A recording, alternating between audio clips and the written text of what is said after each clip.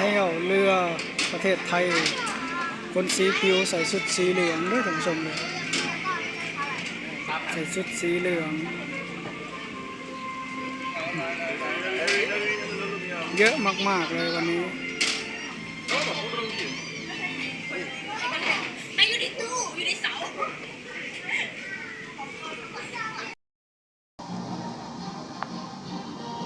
มารับชมเรือดินเนอร์ประเทศไทยไอคอนสยามท่าที่4กำลังล่องลอยอยู่แม่น้ำเจ้าพระยามารับนักท่องเที่ยวมาเทียบท่าที่4ไอคอนสยามรับนักท่องเที่ยวไปเที่ยวตามล่องแม่น้ำเจ้าพระยาที่สวยงามมากๆเดอะรัดซัวรี่ไว้ท่านผู้ชมกำลังมาเทียบท่าไอคอนสยาม710 คนจำนวนผู้โดยสารเยอะมากๆหลายอีหลีท่านผู้ชมรู้พลังต่างชาติหลายประเทศมากๆมายืนรวมตัวกันอยู่นี่เพื่อเตรียมตัวลงเรือดินเนอร์ช่วงเวลานี่ก็2 ทุ่มนี่ก็เป็นวันอังคารท่านผู้ชม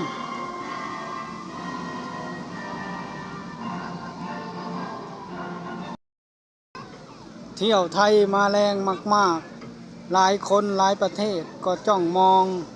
อยากจะมาเที่ยวเรือไทยอยู่ตรงนี้นะหลายคนก็ยังไม่มายังไม่เคยเที่ยวแต่ก็หลายคนมาเที่ยวหลายครั้งก็มีตอนนี้เดินแล้วท่านผู้ชมเดินลงเรือดินเนอร์แล้วนี่เริ่มทยอยแล้วนี่โอ้โหเริ่มทยอยเดินลงเรือดินเนอร์แล้วของไอคอนสยาม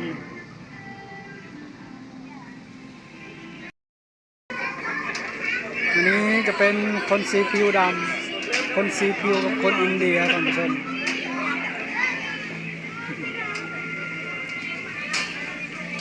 พระเจ้าก็มาเที่ยวเรือ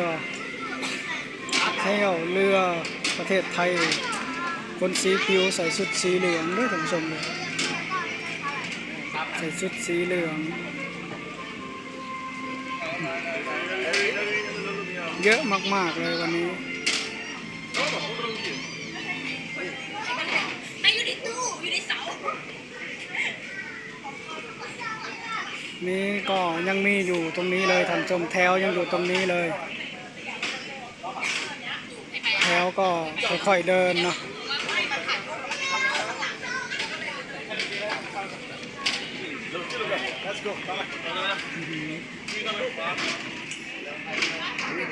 เรือดินเนอร์ประเทศไทยท่านผู้ชมโอ้โห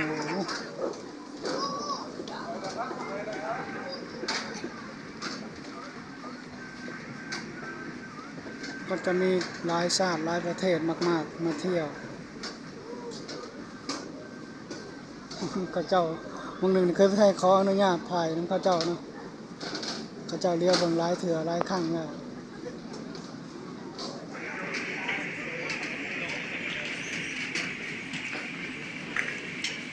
เดอะรัดซัวรี่ไว้เนี่ยก็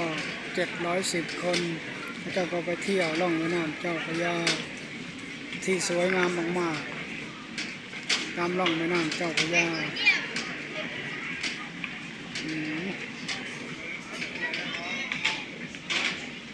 โอ้หางแถวยังอยู่ตรงนู้นเลยท่านผู้ชมเนาะ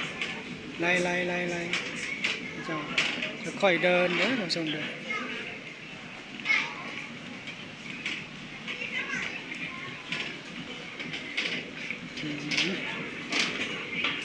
เยอะมากๆเยอะมากทุกวันเด้อท่านผู้ชมเด้อเสาร์อาทิตย์นี่ยิ่งเยอะยิ่งหลายเขามาเที่ยวยิ่งหลายยิ่งเยอะเลยอันนี้ก็จะมี3 สั้นเนาะแต่ส่วนใหญ่เขาจะก็ชมวิวอยู่สั้นที่3ด้วยท่านผู้ชม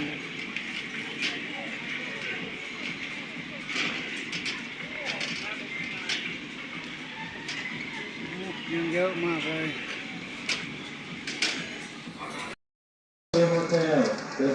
กล้องถ่ายรูปเขาเจ้าก็ทันสมัยมากเลยคนมาเที่ยวถ่ายคลิปวิดีโอเนาะแต่คือถ้ายังใช้โทรศัพท์ราคาถูก ฝรั่งซักไม้กันเท่าก็มาเด้อทุกท่าน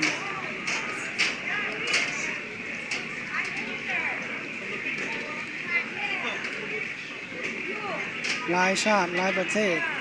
ก็ยอมรับว่าเที่ยวเรือไทยสนุกมากๆพระเจ้าบอกว่า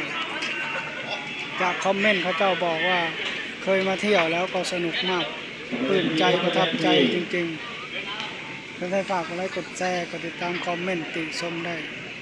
ขอจบคลิปแค่นี้ก่อนครับ